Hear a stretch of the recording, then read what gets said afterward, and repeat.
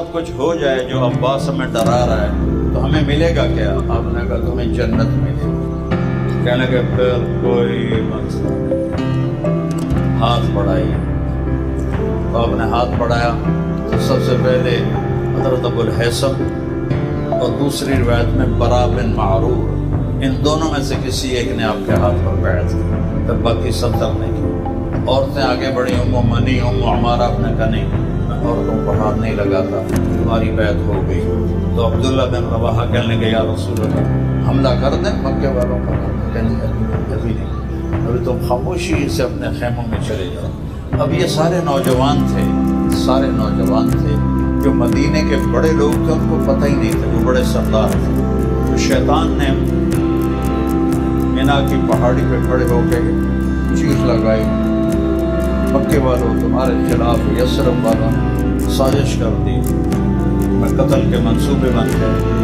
جب آواز گونجی تو صبح ہوئی تو انہوں نے یثرب کے سردار بلا لیے، کیا کر رہے ہو تمہارا خلاف؟ ان کو تو پتہ ہی نہیں تھا، تو سارے نوجوان کر رہے تھے۔ ان کا اللہ کی قسم تو کچھ بھی نہیں کر رہے ہیں۔ تو پھر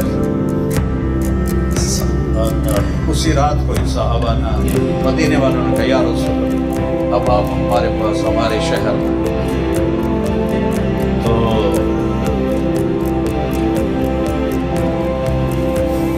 آپ نے کہا اچھا انشاءاللہ، جب اللہ اجازت دی تو حضرت ابو الہیثم پھر کھڑے ہو، یا رسول اللہ ایک بات تو بتا، ہم آپ کو اپنے ساتھ لے جائیں، کل اللہ آپ کو فتح دے، آپ کا شہر بھی فتح ہو جائے، عرب بھی فتح ہو جائے، تو آپ پھر ہمیں چھوڑ کے مکے واپس تو نہیں جائیں گے، ہمارے ساتھ ہی رہیں گے۔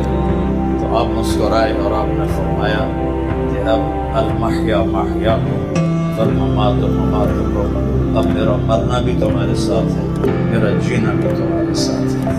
کیا خوش نصیب لوگ تھے، کیا عظیم لوگ تھے۔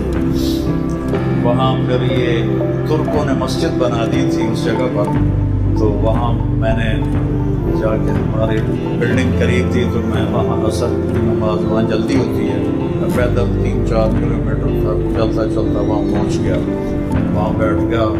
تو مغرب کی نماز میرا خیال تھا کہ میں اذان دے کے پڑھوں گا، تو وہ اتنے میں پولیس والے بھی آ گیا، تو وہاں میں نے جماعت کرائی۔ اس جگہ پر مجھے یہ شرف حاصل ہے کہ جہاں میرے نبی کے ساتھیوں نے بیعت کی تھی وہاں میں نے مغرب کی جماعت کروائی۔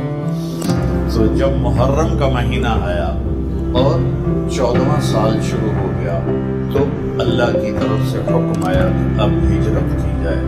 اب لوگ ہجرت کرنے لگے، صحابہ چھپ چھپ۔ ابو بکر نے اجازت مانگی، آپ نے کہا نہیں۔ تو کہنے لگے کیا میں آپ کے ساتھ جاؤں گا؟ کہنے لگے ہاں تم میرے ساتھ جاؤ۔ تو وہ رونے لگے، کہنے لگا میں نے ایک اونٹنی بھی پالی ہوئی ہے اسی کام کے لیے، آپ کو ہدیہ دوں گا؟ نہیں، میں اس کے پیسے دوں گا۔ حضرت عمر رضی اللہ عنہ نے اجازت مانگی، آپ نے دے دی۔ باقی سب چھپ کے جا رہے تھے۔ حضرت عمر نے ہتھیار سجائے، زرہ پہنی، ترکش میں تیر ڈالے، تلوار نیام میں ڈالی، نیزہ پکڑا، وہ ڈھال لٹکائی اور آ گئے بیت اللہ میں، آ کے طواف کیا۔